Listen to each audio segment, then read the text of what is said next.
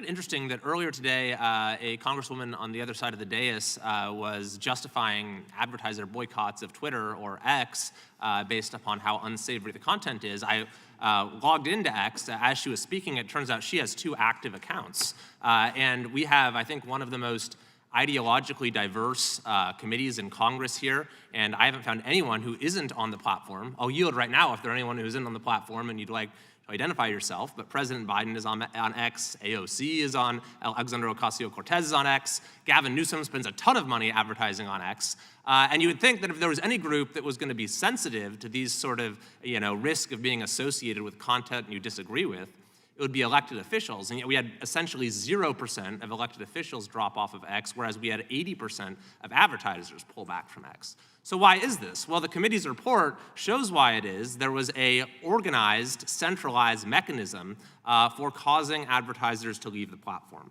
We have an email where one member company to WFA executive says, based on your recommendations, we have stopped all paid advertisement on Twitter. And one of those executives later boasted of causing an 80% below revenue forecast result for Twitter.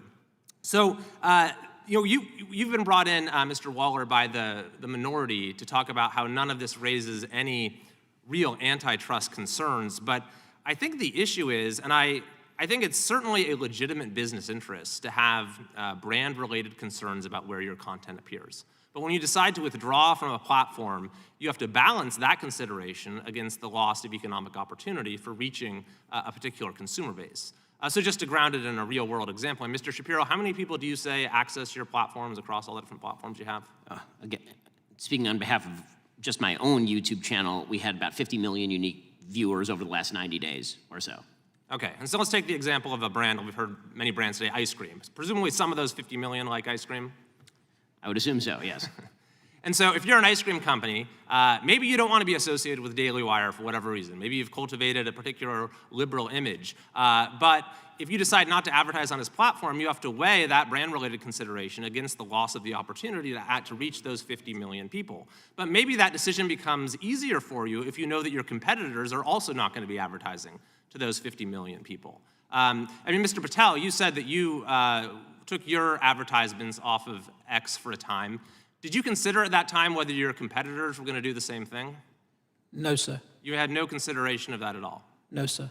Well, it seems to me it's sort of inherent in this global association that now exists that assurance does exist to some degree. So, Mr. Waller, getting back to the antitrust issues, I'm looking at the FTC's own websites here. It says competitor restrictions on the amount or content of advertising that is truthful and not deceptive may be illegal if evidence shows the restrictions have anti-competitive effects and lack reasonable business justifications. They cite an order, actually, in a case involving the Arbiter Association that actually enjoined communications that regulated, restricted, impeded, declared unethical, interfere with, or advised against advertising or publishing.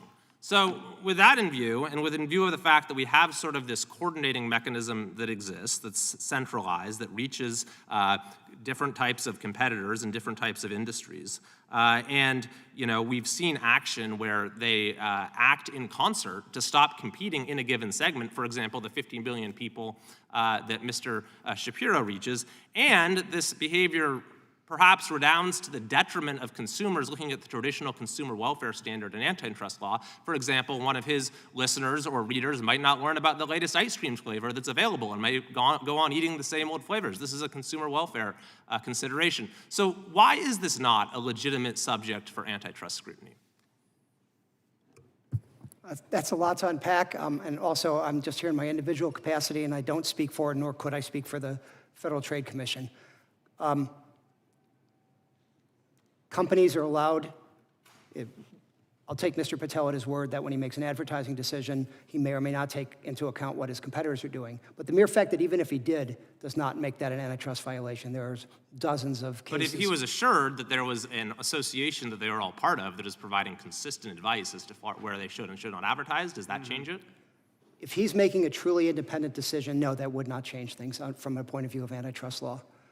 Also, I wouldn't expect that Mr. Shapiro's many watchers and listeners would be unaware of ice cream options just because there are or not ads on that platform. Well, that doesn't really matter. They'd be more aware of them if they're available on the platform that they're using. And so that's the consumer welfare question. And so would you at least agree with me that if you're a company that has brand-related concerns about a particular platform, it's a different calculus whether to continue advertising there if you know your competitors are also not going to continue to advertise there? It's a different calculus at that point, isn't it? It may be, but the most important thing is whether it's an individual calculus or a concerted agreement.